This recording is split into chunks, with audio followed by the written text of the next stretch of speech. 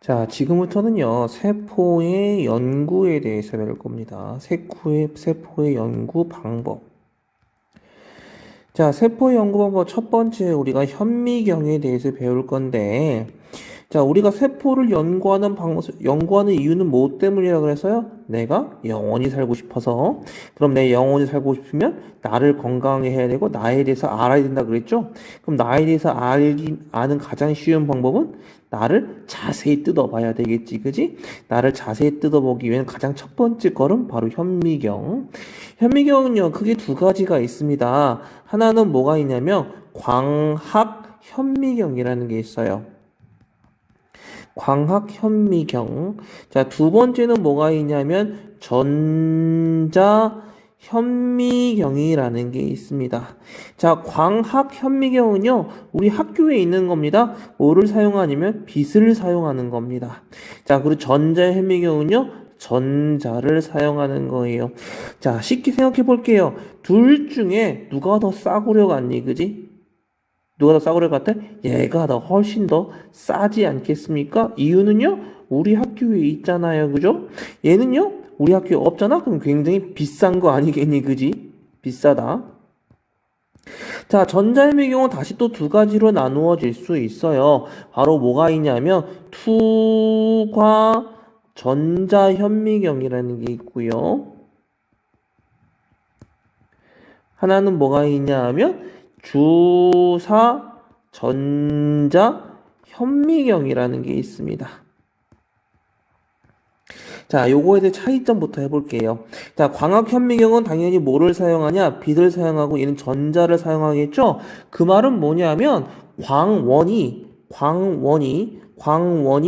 차이점이 생긴다는 말이죠. 광원이 얘는 뭐다? 빛이다. 광원이 얘는 뭐다? 전자다라는 말입니다. 그럼 빛을 사용함으로써 우리는 뭐를 할 수 있냐? 빛을 사용한다? 빛이라는 건 뭐야? 한마디로 과시광선을 사용한다는 뜻이고, 이 말은 뭐냐? 색깔을 확인할 수 있다는 뜻입니다. 또 다른 게 있습니다. 얘는요, 광학 현미경은요, 살아있는 것을 볼 수 있어요. 살아있는 것을 볼 수 있습니다. 살아있는 것. 자, 내가 시험 문제 내는 방법 뭐라 그랬어요? 비교와 대조라 그랬지. 얘는 빛이라는 걸 사용하고 얘는 전자라는 걸 사용한다. 얘는 가시광선을 사용하기 때문에 색깔을 관찰할 수 있다. 얘는 살아있는 것을 관찰할 수 있다. 그러면 그거에 반해서 얘네들은 어떻다가 되겠지, 그지? 얘네는 전자를 사용하지, 우리가 색깔을 본다라는 건 빛의 가시광선을 사용하는데, 전자를 사용하면 당연히 색깔을 볼 수 있겠어, 없겠어? 색깔을 당연히 볼 수가 없겠지, 그치?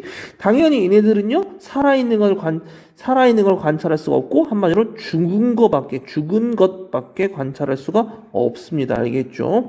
자, 투과전자현미경과 주사전자현미경을 조금 더 좀 자세히 한번 설명을 해볼게요. 자, 투과전자현미경은요, 이런 겁니다. 투과시키는 거예요. 자, 여기 세포 소기관이 있어요. 얘를 갖다가요, 마이크로톱이라는 애를요, 이렇게 얇게 잘라요. 얇게 자릅니다. 이렇게 얇게 자른 다음에 요거를 이렇게 시루에 올려놓고요, 여기에 전자를 투과시켜요. 전자를 투과시키는데 이 전자가요, 이 안쪽에 있는 내용물에 따라서 약간씩 튕겨나간다기보다는 약간씩 굴절이 생겨버려요. 그러면 컴퓨터가 이 전자에 휘는 각도를 계산을 해서 이 안쪽에 있는 모양을 계산을 해서 모양을 보여줘요. 그게 바로 투과 전자 현미경입니다. 이제 와닿지 않겠습니까? 뭐를 투과시킨다? 전자를 투과시켜서 안쪽에 있는 구조를 관찰한다는 뜻이겠죠. 자, 다시 한번 말합니다. 구조가 뭐를 결정한다? 기능을 결정한다. 전자를 투과시켜서 모양을 해서 뭐를 한다? 기능을 알 수 있겠다라는 말이다. 그러면 주사전자현미경은 뭐냐면 이런 겁니다. 소기관이 있으면요, 여기 금속으로 코팅을 해요. 코팅을 하면 당연히 여기에 전자를 때리면 당연히 어떻게 하겠어요? 튕겨 나가겠죠. 튕겨 나가서 컴퓨터는 이거에 대한 각도를 당연히 계산을 해서 얘의 입체적인 모양을 관찰할 수 있습니다. 그러면 투과전자 현미경과 주사전자 현미경 중에 누가 더 자세히 관찰할 수 있겠니? 얘는 이 안쪽 모양을 보고 얘는 겉의 모양을 보는 거야. 당연히 투과전자 현미경이 더 자세히 관찰하게 되는 겁니다. 알겠죠? 그러면 얘를 아까 내가 뭐라 그랬어요? 얘는 죽은 거밖에 관찰하지 못한다 그랬지? 생각해 보세요. 얘를 마이크로톱으로 자릅니다. 마이크로톱으로 자르면 얘가 살겠니? 죽겠니? 당연히 죽겠지, 그지? 얘를 갖다가 금속 코팅을 해버려요. 그럼 당연히 이 안쪽에 내가 살겠니? 죽겠니? 당연히 죽을 수밖에 없겠죠, 그죠? 쉽겠죠? 별로 어렵지 않습니다. 자, 해상력에 대해서 배워야 됩니다. 해상력은요, 두 점을 떨어져 있는 두 점을요, 두 점으로 인식할 수 있는 능력이에요, 능력. 자, 투과전자 현미경은요, 전자 현미경의 해상력은요, 0.0002 마이크로미터입니다.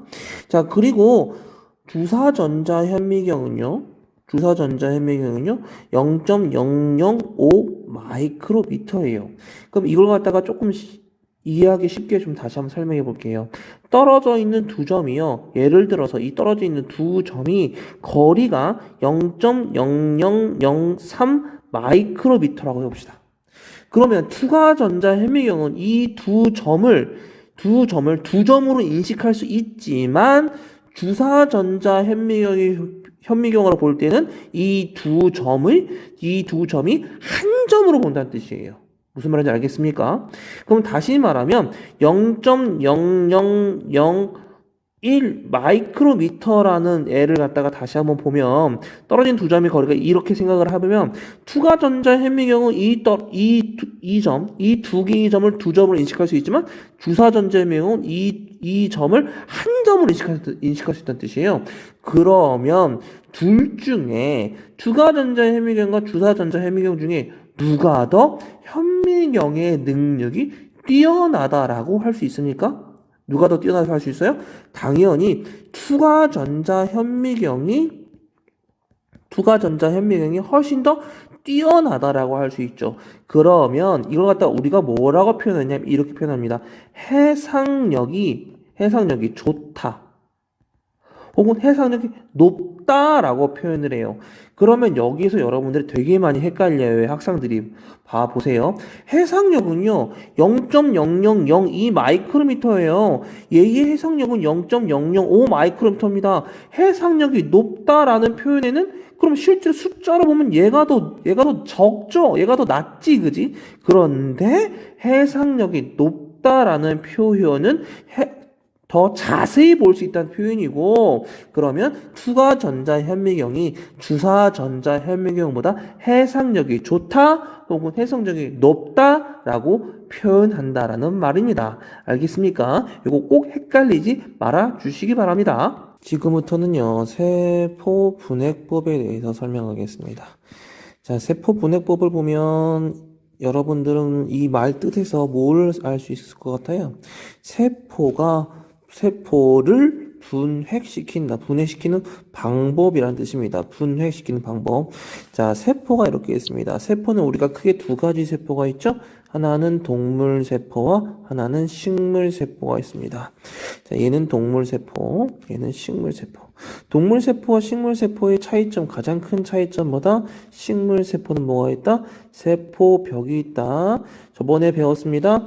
세포벽은 무슨 성분으로 이루어져 있다? 셀룰로스. 셀룰로스는 어떤 거? 다당류다. 그래서 얘를 갖다가 잘게 쪼개면 뭐다? 바로 뽀도당이다. 다시 한번 복수 한번 해봤습니다.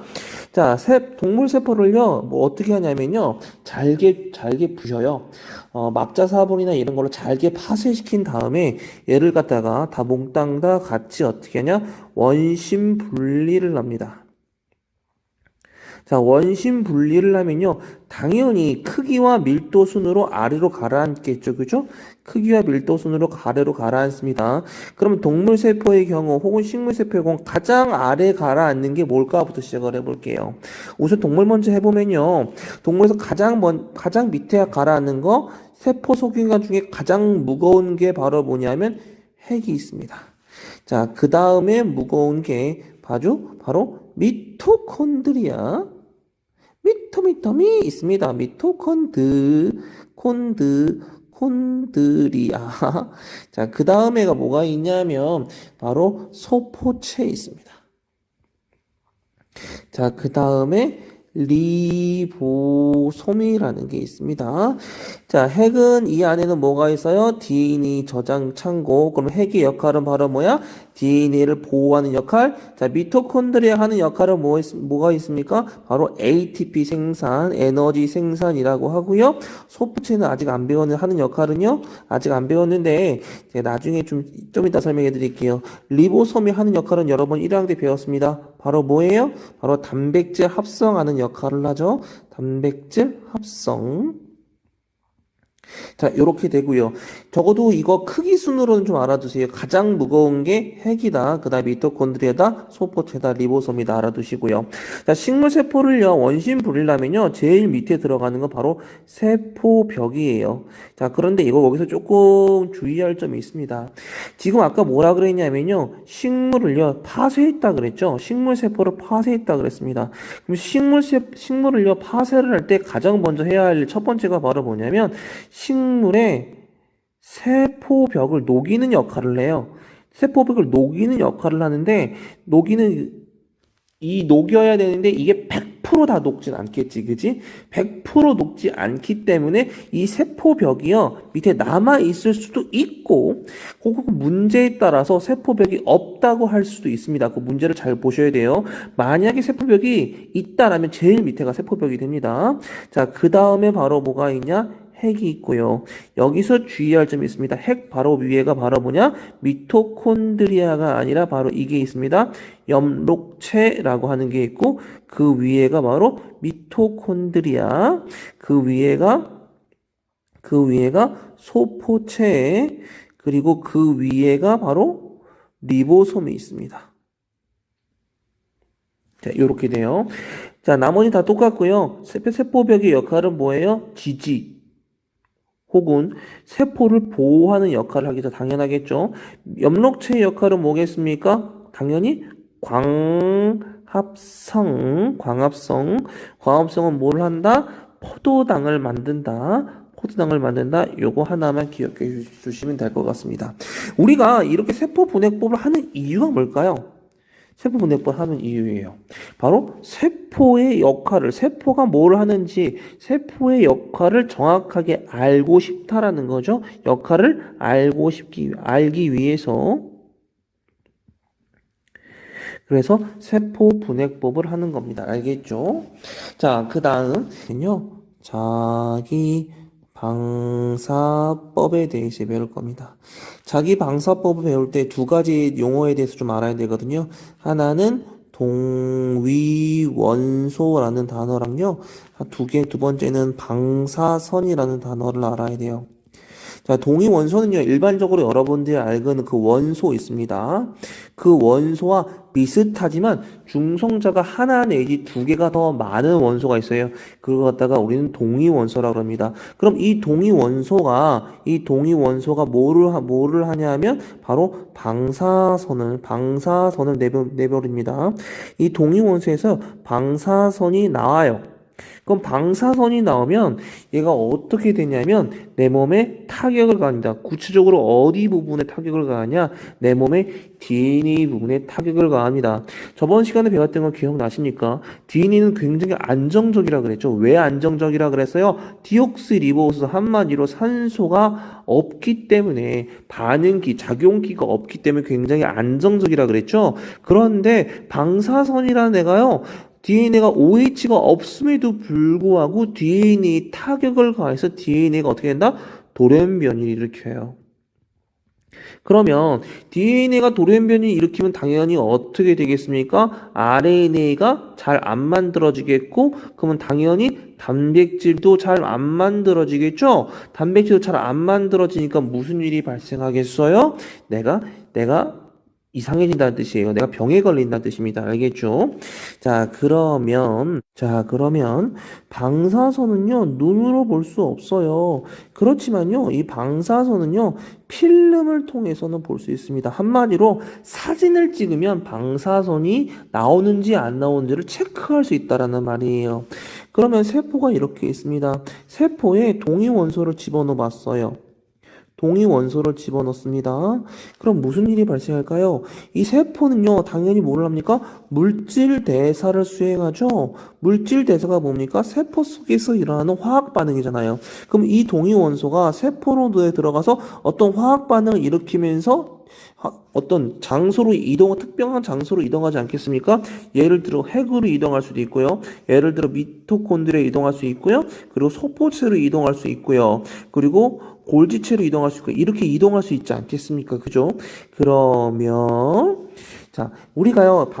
동위원소를요. 세포 속에 집어넣고 5초가 지났을 때 한 번 사진을 찍었어요. 그리고 10초가 지났을 때 또 한 번 사진을 찍었습니다. 15초가 지났을 때 또 한 번 사진을 찍었어요. 그리고 20초가 지났을 때 또 한 번 사진을 찍으면 동위원소가요. 맨 처음에 5초 때는 어디서 발견되냐면 리보솜에서 발견되고요. 그리고 두 번째 10초 때는 어디서 발견되냐면 소포체에서 발견됐고요. 세 번째는 어디서 발견됐냐면 골지체에서 발견됐고요. 그리고 네 번째는 어디서 발견됐냐면 오히려 세포 밖에서 관찰이 되는 겁니다. 그러면 동위원소를 세포 속에 집어넣었더니 첫 번째 이동 장소는 리보솜이구나. 두 번째 이동 장소는 소포체구나. 세 번째 이동 장소는 골지체구나. 네 번째 이동 장소는 세포 밖으로 분비되는구나. 라는 걸 알 수 있다는 말이에요. 한마디로 물질의 이동 경로를